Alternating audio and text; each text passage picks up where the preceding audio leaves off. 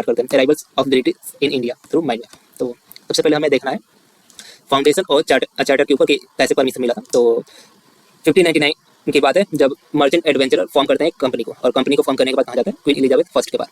और 31 दिसंबर 1600 में क्या मिलता है इनको रॉयल चार्टर मिलता है किससे, एलिजाबेथ से जो कि क्वीन थी, ठीक है।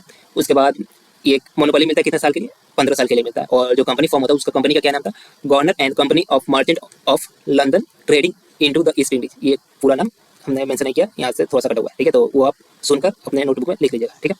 और क्या होता है कि मई 1609 में ये जो मोनोपोली एक्सटेंड हो जाता है इन्फिनाइट टाइम के लिए, ठीक है।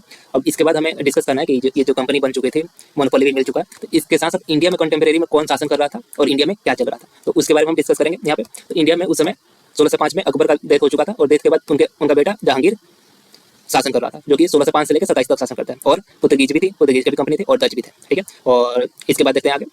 तो आगे कैप्टन विलियम हॉकिंस आते हैं अपने शिप हेक्टर से, ठीक है। और कब आते हैं, 1608 में आते हैं, कहाँ पे, सूरत में। और सूरत में आने के बाद ये क्या करते हैं, 1609 में जहांगीर के कोर्ट में जाते हैं, और जहांगीर के कोर्ट में जाकर ये इनका जो मेन एम क्या था, तो सूरत में फैक्ट्री एस्टैब्लिश करने का परमिशन लेना।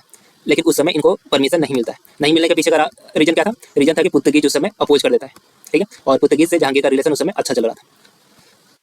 और इनको क्या मिलता है, अपॉइंटेड है मनसबदार ऑफ 400। इसके पीछे मिलने के पीछे का भी स्टोरी है, क्योंकि कैप्टन विलियम हॉकिंस को उस तुर्की लैंग्वेज आता था, और जहांगीर उस तुर्की लैंग्वेज में बात करते हुए इनको सुन के इंप्रेस हो चुका था, तो उसके वजह से ये मिला था मनसबदार ऑफ 400, ठीक है। फिर आता है नवंबर 1611 में क्या करते हैं विलियम हॉकिंस, आगरा छोड़ देते हैं, और फिर कहाँ जाते हैं, मसूलीपट्टनम, जहाँ पे वो 1611 में ट्रेडिंग स्टार्ट करते हैं, ठीक है।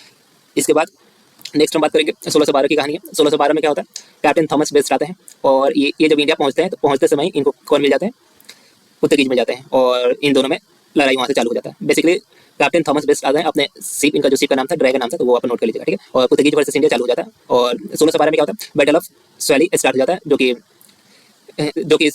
इनके पहुंचते ही स्टार्ट हो जाता है कैप्टन थॉमस बेस्ट, ठीक है। तो इसमें क्या होता है कि इंग्लिश जीत जाता है, और इंग्लिश के जीतने की वजह से जहांगीर इंप्रेस हो जाता है इंग्लिश से। इंप्रेस होने के पीछे के भी कारण ये है कि उस समय तक पुर्तगीज वाले, इनका जो नेवी था, इनका नेवी बहुत स्ट्रॉन्ग था, और जो ये इंग्लिश है वो एक छोटी सी कंपनी थी जिससे ये पुर्तगीज हार चुके थे। तो इसी कारण से जहांगीर इंप्रेस होकर और इंग्लिश वाले को, जो ईस्ट इंडिया कंपनी वाले को क्या देता है, ग्रांट दे देता, परमिशन दे देता कहाँ पे, सूरत में फैक्ट्री एस्टैब्लिश करने के लिए। 1613 में अंडर थॉमस एडवर्ड के अंडर में सूरत में फैक्ट्री एस्टैब्लिश होता है।